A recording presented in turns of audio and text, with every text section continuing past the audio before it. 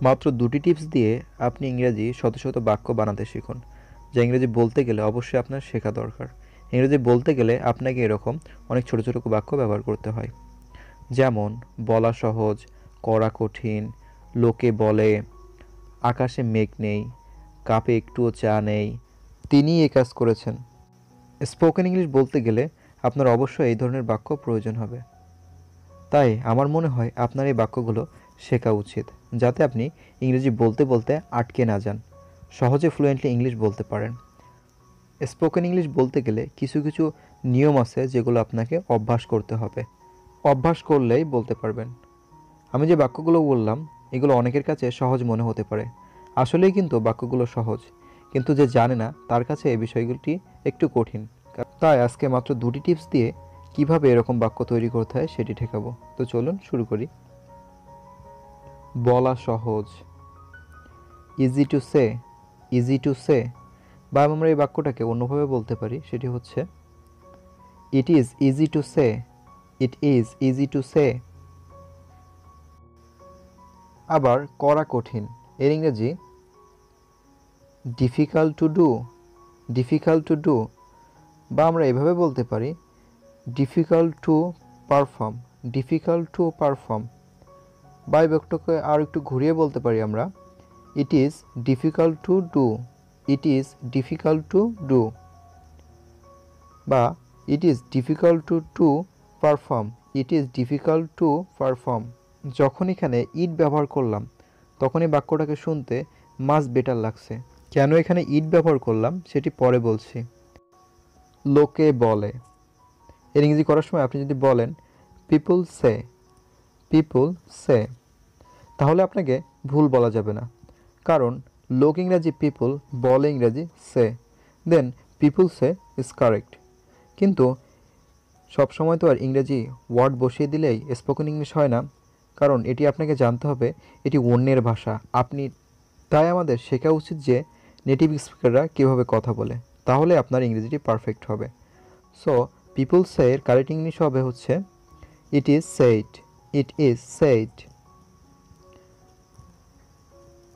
মিথ্যা বলা অন্যায়, it is wrong to tell a lie, it is wrong to tell a lie. এখানেও আমরা ইটের ব্যবহার করলাম। এবার মনে প্রশ্ন আসতে পারে যে ইট ব্যবহার করতেছি কেন আমরা? ইট মানে আমরা জানি ইহা বা এটা। সো আমরা যে চারটি বাক্য শিখলাম সেটি হচ্ছে বলা সহজ, করা কঠিন, লোকে বলে, মিথ্যা বলা অন্যায়। কিন্তু এখানে কোথাও ইট, ইহা বা এটা ব্যবহার করা হয়নি, তারপরেও এই বাক্যগুলোতে আমরা ইট ব্যবহার করেছি। কিন্তু কেন? এখানে আপনার জেনে রাখা উচিত যে বাংলা বাক্য শুরু করার জন্য ইহা এটা প্রয়োজন না হলেও ইংরেজি বাক্য শুরু করার জন্য ইটের ব্যবহার করা হয়। তাই ইটকে ইন্ট্রোডাক্টরি ইট বলা হয়। আমরা বলতেই পারতাম এটা বলা সহজ, ইহা করা কঠিন, এটা লোকে বলে, ইত্যাদি। বাংলা বাক্য বলার সময় ইহা এটা ব্যবহার না করেও বাংলা বলা যায়। তাহলে আপনারা শিখলেন বাংলা বাক্যে ইহা এটা ইত্যাদি না থাকলেও ইটের ব্যবহার করতে হয়। আজকে টিপস নাম্বার 1-এ আপনাদেরকে শেখাবো ইট কোথায়, কখন, কিভাবে ব্যবহার করা হয়। আমি ভিডিওর শুরুতে একটি বাক্য বলেছিলাম তিনি এ কাজ করেছেন। সো এর ইংরেজি হবে it he who has done this work, it is he who has done this work. Tense হিসেবে দেখতে গেলে বাক্যটি প্রেজেন্ট পারফেক্ট টেন্স, কারণ এর আগে আমরা শিখেছি বাক্যের শেষে যদি ইয়াসো, ইয়াসি, ইয়াসেন থাকে তাহলে সেটি প্রেজেন্ট পারফেক্ট টেন্স বলা হয় বা করা হয়। আমাদের এখানে বাক্যটি হলো তিনি এই কাজ করেছেন। সো আপনার যদি টেন্স নিয়ে যদি কোনো কনফিউশন থেকে থাকে তাহলে আপনি আমাদের টেন্সের উপর ভিডিওগুলো দেখতে পারবেন, একবার দেখলে টেন্স শিখে যাবেন। সো আমাদের এখানে আলোচ্য বিষয় টেন্স নয়, আমরা এখানে বাক্যে একটি সব ওয়ার্ড ইউজ করেছি, সেটা হলো তিনি এ কাজ করেছেন। এই তিনি বাক্যটিতে জোর সৃষ্টি করছে।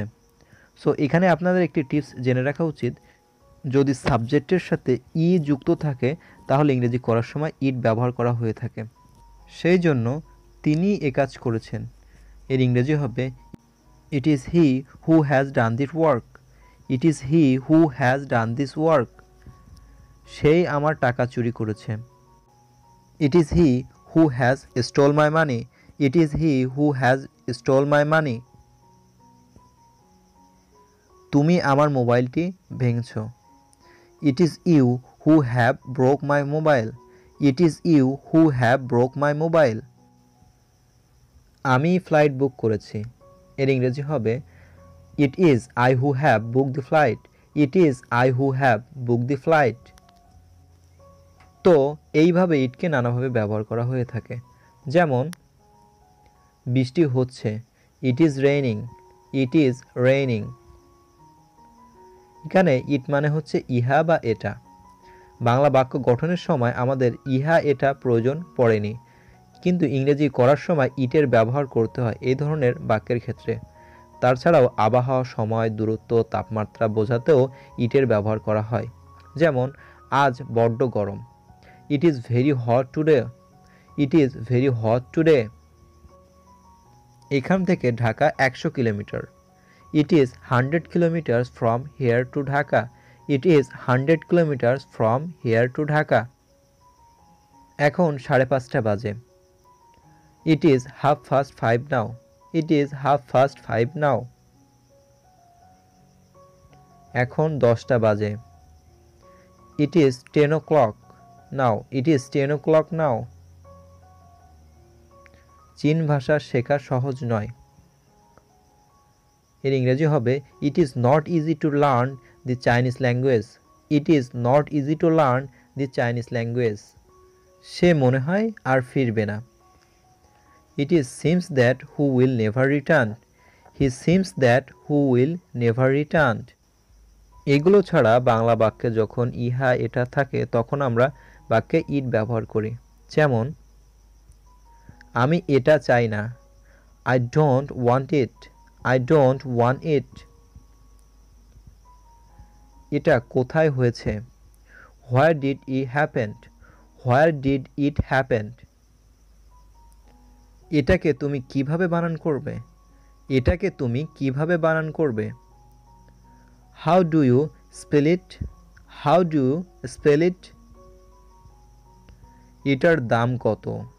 How much is it? How much is it? লিঙ্গ জানা নেই এমন কোনো ব্যক্তি বোঝাতেও আমরা ইট ব্যবহার করে থাকি। যেমন শিশু। শিশুদের কোনো লিঙ্গ হয় না। তো আরও একটি উদাহরণ দেখলে ভালো বুঝতে পারবেন। শিশুটি তার মায়ের দিকে তাকাচ্ছে। The child is looking at this mom. The child is looking at this মম।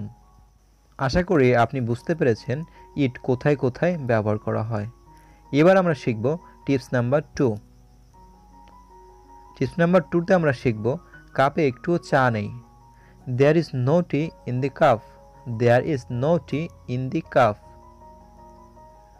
আকাশে মেঘ নেই। There is no cloud in the air.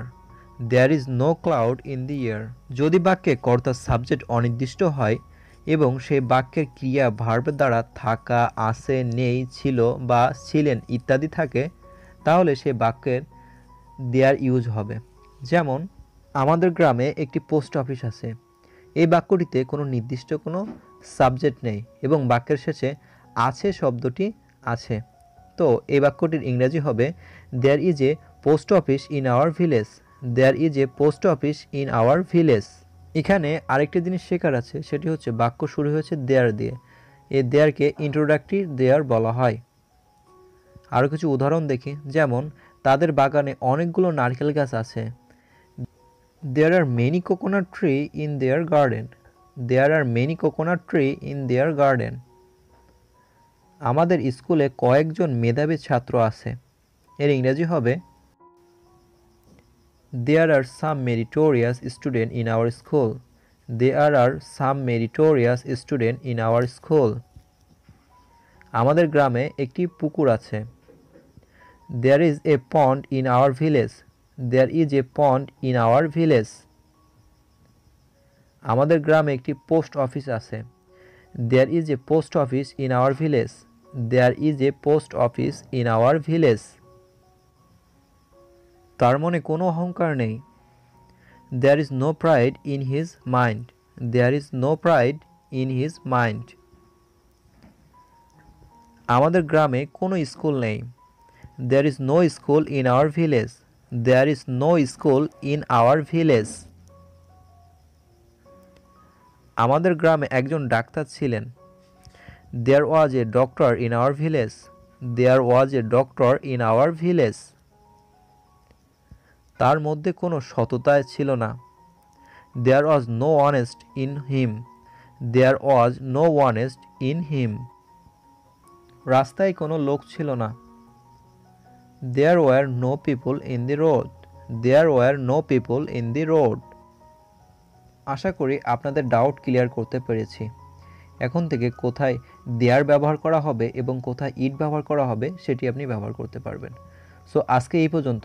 ভিডিওটি ভালো লাগলে একটি লাইক দিন এবং কমেন্ট করে জানান আপনার মতামতটি। আর এরকমই ভিডিও দেখতে আমাদের চ্যানেলটিকে সাবস্ক্রাইব করুন এবং ভিডিওটি বন্ধুর কাছে শেয়ার করুন যাতে সে এই বিষয়টি ক্লিয়ার হতে পারে। নিজে স্পোকেন ইংলিশ শিখুন এবং অন্যকে স্পোকেন ইংলিশ শেখার উৎসাহিত করুন। So thank you for watching. Love your parents, take care your parents, take care your self.